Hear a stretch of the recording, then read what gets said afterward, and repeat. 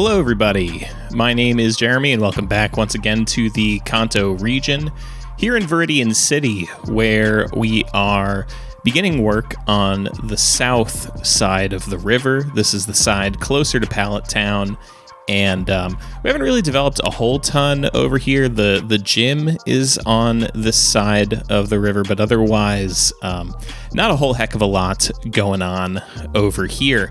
And to begin the episode, I'm just kind of laying down a little bit of a road network, just kind of a grid that's a little bit wavy, a little bit more fun than just your standard grid, and going through with the intersection marking tool just to fix up some of these intersections to be a little bit cleaner looking. So right here, I'm beginning the episode with an elementary school, something that we do not yet have in Viridian City. I went through a lot of the Japanese assets that I have access to, and I wasn't really feeling a lot of them. A lot of them have really big footprints, which does make sense for a city of this size, but does kind of a little bit screw with the scaling. So I decided to use this tried and true old school asset. This has been on the workshop for ages. I mean, this has been on for as long as I've been playing the game. I love it. I think it looks great. It's really nice and colorful. Adds sort of a quirky, sort of a fun spirit to the area, and it just kind of makes it look a little fun. It really sells the elementary school vibe, and I don't know. I like it. It's made an appearance in, I think, probably every series that I've done so far. I know for sure it's in Vogelstad. I know for sure that I at least had it downloaded for both Neptune City and Scylla Republic. I don't know if it ever actually ended up making a genuine appearance, but it's definitely been around. And just some simple detailing, putting the classic climbing gym in the back of it. And now I'm kind of putting some buildings around it to, you know, set it into the space, set it into the block. This episode is going to have a lot of suburban single-family housing development, and I'm trying something new in this episode where I'm doing a lot of that building off camera. I'm just trying to really just show you guys the hits, you know, show you the fun and more detailed and more interesting builds, and save the more grindy, housing development for myself. Let me know how you feel about that. I feel like it makes this kind of a bit more of an engaging and entertaining product in the end. But, feel free to disagree with me. If you're interested in seeing every building that goes down, let me know, and I will... I'll keep adding those in. But yeah, basically what you're seeing here is I put down a bunch of these houses and pretty quickly realized that these blocks are just a bit bigger than I thought they were going to be. So I put a little kind of sneaky alleyway into the middle here just to get a few more houses into the block, and then immediately noticing again that the hills are pretty intense here, so I think this one turns out looking pretty cool. It's got this nice sort of a wall on the side, and this parking lot kind of sticks into the side of the building. And I'm not going to do every block to this level of detail, and a lot of these ones that I'm doing off camera are going to be pretty low detail. In fact, they're just going to be kind of put down, and that's going to be that. A lot of these assets are pretty nicely pre-detailed, so in the cinematics it'll still look pretty good, but there's just not as much engaging content to be added there. So next thing we're working on here is right by the waterfront. We have this big block that I wanted to do something a little larger, because it's close to downtown. It kind of made some sense to me. So I'm putting this big white block building that I'm gonna say is some sort of a government office. Maybe it's City Hall, something like that. It's just got that sort of clean, sleek, and most of all, boring and cheap sort of a look that you really come to expect from government offices. They have to look fairly grand, but also, sparse enough that, nobody would accuse them of misappropriating tax dollars. And I think this one turns out looking pretty neat. I used these planters that I used for the gym build, scaling them up again to kind of close off the corners of this stair set. This was just kind of like a convenient little excuse not to have to bend and angle the sides of those stairs to make it a nice pyramid shape like I tend to do. I think this is a nice compromise with myself, allowing myself to be a little bit lazy, if you will. And then this sort of modern block sculpture in the courtyard in the front of the building, I think matches the building really nicely. I think it all kind of comes together into a pretty cohesive design scheme. Putting some bollards around the edges of it just to make sure that nobody drives out into that courtyard. I figured that would probably be a pretty big meeting place in the area. Probably pretty nice to walk across as you're on your way to school. Probably a lot of people are walking their kids over the bridge over to school there, although there will probably be more than just the one elementary school in the city. We'll see. Because in this episode, we do actually end up filling a good chunk of the city. I think I'm actually, fingers crossed, I don't want to jinx myself here, but I do think I might be getting a little bit ahead of schedule on Viridian City. I in the last episode or the one before that, I had kind of alluded to a number of episodes I thought were left before we'd be finished with Viridian City. And by the end of this one, I actually maybe feel a little bit more optimistic about getting it done a bit quicker. We'll see. I'm not getting too far ahead of myself on this. So here we're working on another suburban block, this one with kind of a somewhat bigger apartment building with a little bit of parking in the back of it. You see me a lot in these last few episodes kind of struggling with these Japanese parking lot assets. They are a blessing and a curse. There's something nice about the fact that it is just a single solid asset. It comes in one piece and you can just place it wherever you want. However, it doesn't really push the terrain as nicely as you'd like it to. And because of the fact that it is a flat block with no taper, no angled edge to it. If you put it on a road that's not flat, it has this sort of inexplicable step up that you have to figure out some way to negotiate and make some sense. So I'm starting to just kind of grant myself a little bit of forgiveness on these and just place them a little further away from the road and add a little bit of the pavement texture and color it a little bit like the pavement texture, and that ends up looking good enough.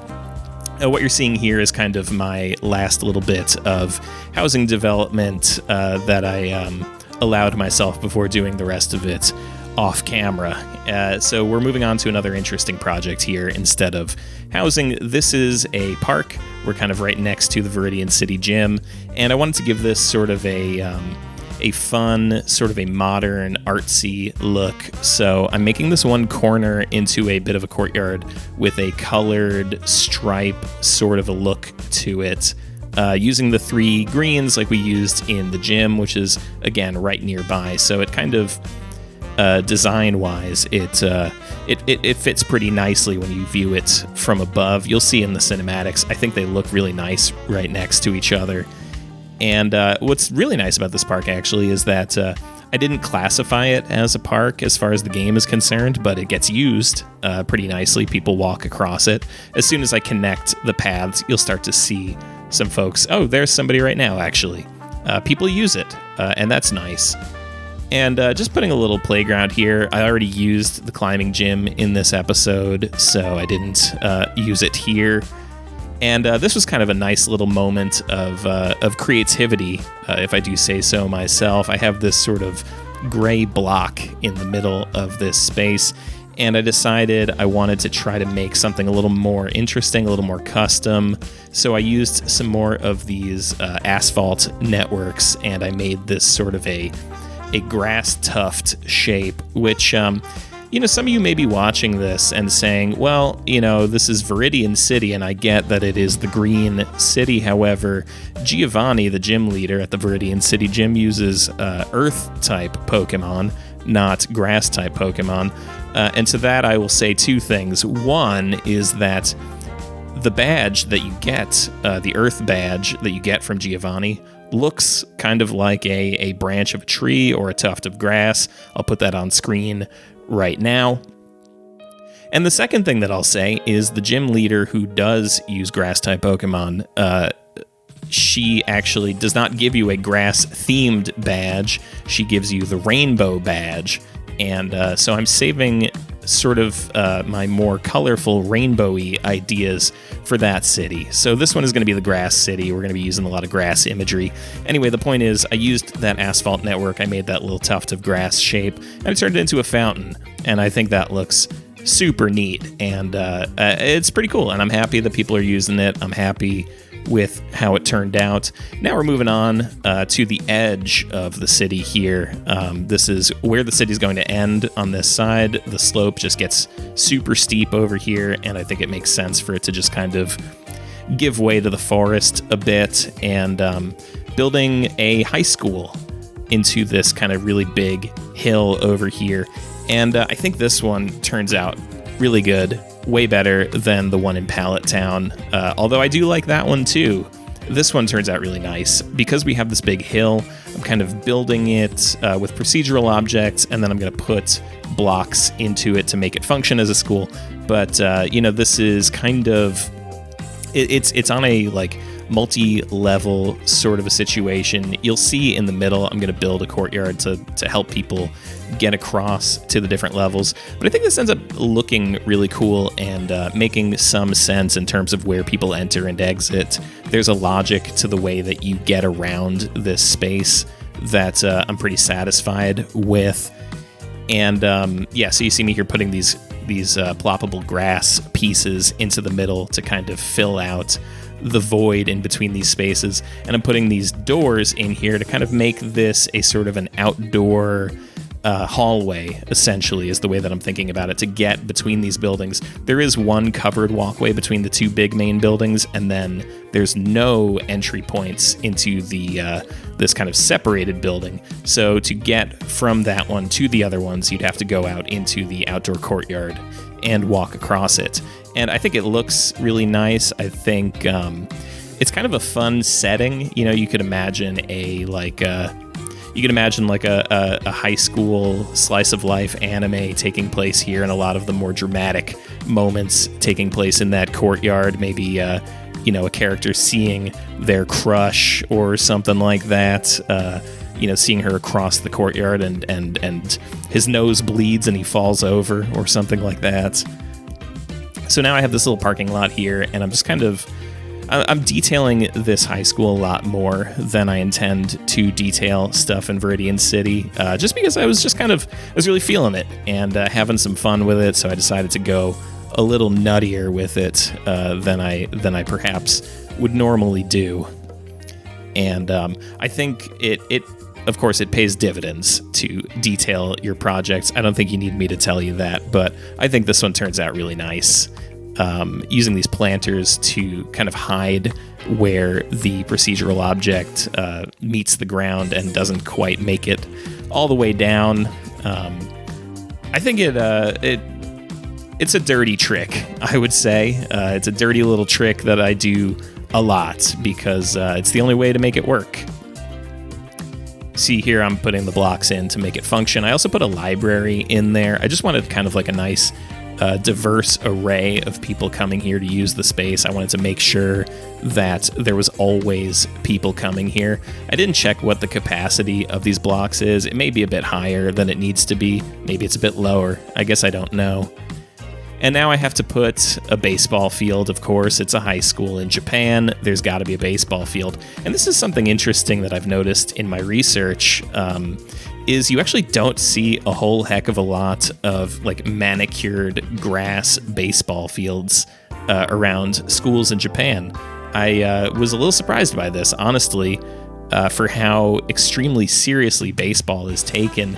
It seems like most of where kids are playing when they grow up are just kind of like these big dirt patches. And I don't know. I guess I was a little surprised by that. Maybe it's just the way that it looks on Google Earth. Maybe it's like some sort of another material, or maybe like I just happened to be looking at images that were taken in the winter. I don't know. It's just an interesting thing that I've observed. If you know anything about it, feel free to leave in the comments what's going on with these baseball fields. But to my understanding, it just appears to be, big dirt fields, and this one is facing towards the school. I think, if you wanted home runs to go anywhere, you'd want it to go into your own property. And here I'm just kind of like mimicking the same thing that I did for the one in Pallet Town, where I'm building the, I guess I don't know what this thing is called, but the fence that goes behind the batter's box to make sure that pitches don't get out of the diamond and bean a passerby. And this is just about done. Just kind of putting a little door here to add a little bit more logic to the way that people use the space.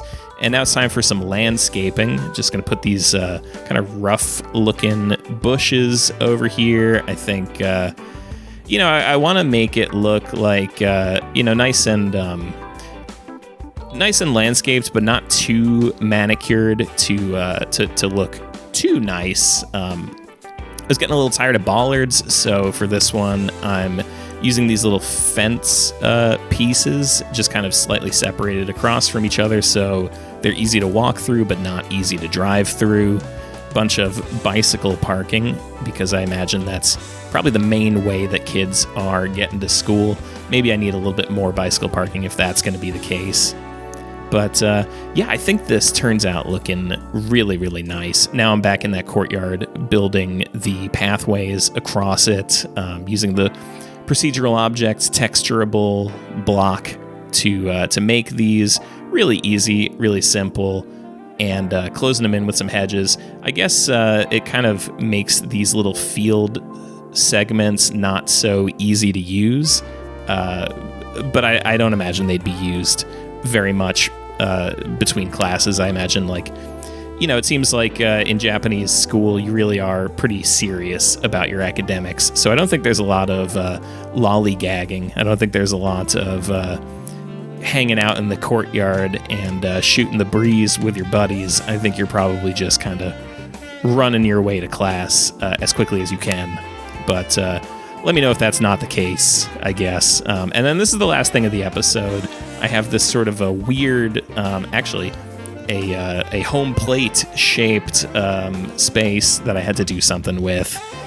And I had originally thought of doing some sort of a Shinto shrine here, but the space was like kind of too big and also kind of not big enough. I couldn't really figure out how to fit it in a way that I liked. So I just decided to put a grocery store here. We needed a grocery store. There hasn't been one yet.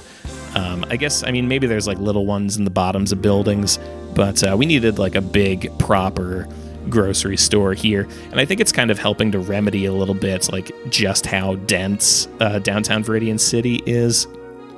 This is a weird little trick that I tried out. I'm not sure that it exactly paid dividends, but I put down some prop cars in here just to create the shape of how cars would be driving in and out of this parking lot to make sure that I measured everything correctly. It looks a little silly, and I don't think that it was the biggest help in the end, but we live and we learn, we try different things, and that's going to just about do it for the episode, folks. Thank you so much for watching.